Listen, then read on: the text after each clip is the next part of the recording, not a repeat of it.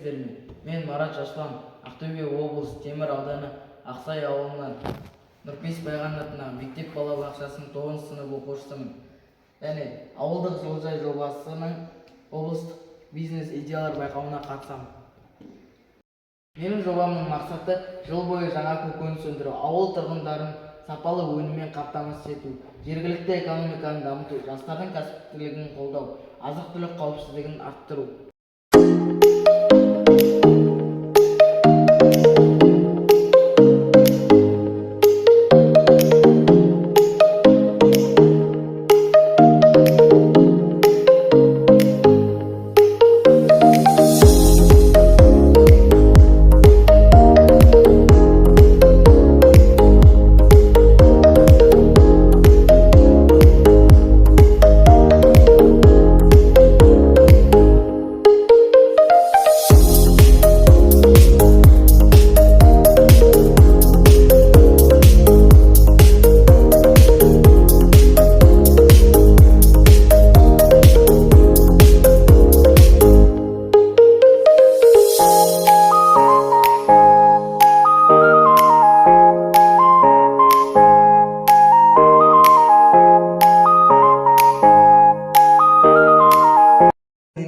Ауылдық жылыжай кешеніне арналған макетім.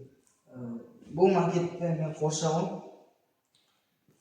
ПВХ материалынан жасадым. Және ішіне жаздық өнімге сәбіздер қойдым. Сәбіздерді мен құмның үстіне салдым. Және оның қоршауын балмұздақ таяқшаларымен жасадым.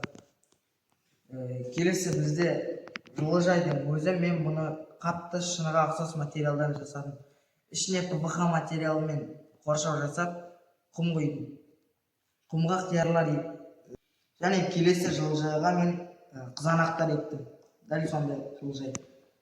Бұл бізде су қоймасы. Су қоймасы бізде тамшылап суару әдісімен жасалған.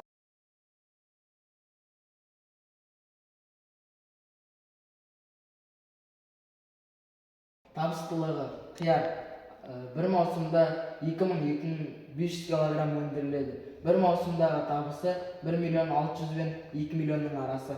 Жылдық табысы 4 миллион 800 мың мен 6 миллион теңгенің арасы. Өзін-өзін ақтау мерзімі 10-12 ай.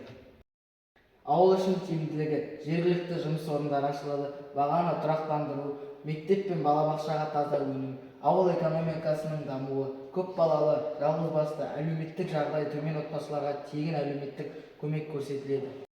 Қорытынды: жобаның атауы ауылдық жылыжай кешені. Жобаның құны 7 миллион теңге. Жылдық табыс 5 миллион теңге. Жоба ауыл дамуына зор үлес қосады.